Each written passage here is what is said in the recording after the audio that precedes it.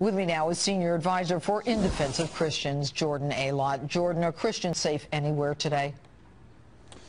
Well, as we know, you mentioned the story from Kenya where about 150 Christians were murdered, and the Islamic militant group Al-Shabaab, they roamed the hallways of the university asking all the students there, are you Muslim, are you Christian? If they're a Muslim, they let them go.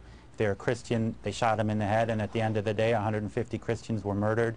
And this is in a majority Christian university and a majority Christian country. Right. And so if you look at it that way, no. I mean, the ISIS, Boko Haram, Al-Shabaab, Al-Qaeda, they have called on their followers to attack Christians no matter where they are. So what can the world do? What can be done to protect Christians? Well, in countries like Nigeria and Kenya, I think we need to put more pressure on the leaders of those countries. How pressure? What kind of pressure? Well, they're only interested in the economy of their country. So we need to put more pressure on the leaders to understand that we're not going to invest in their country if they don't do more to protect You're talking about Christians. The United States, Jordan?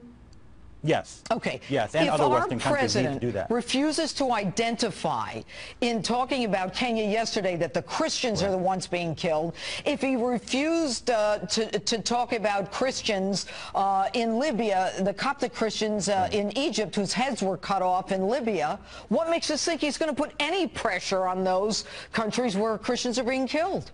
No, I agree completely with that he has not done enough to put pressure on, or even to let the people understand who's behind it, what the motivation of groups like ISIS is, and who the victims are. And I think the media has a part to play, and you're an exception to this, and I think Fox News is for the most part as well, but the media doesn't report who the victims are. They say, well, Kenyan students were massacred there. Well, they weren't killed because they were students. They weren't killed because they're Kenyan. They're killed, why? Because they're Christian. And so we need to remember that. Same with the Coptics from Egypt. They were Coptic Christians, not Egyptians. That's why they were killed. Well, and you know, the other thing is that the president has said before, that Muslims are being killed as well when he has any discussion of it. But even at the supermarket in Paris, I mean, the kosher deli, it was a random attack. No, the Jews were attacked.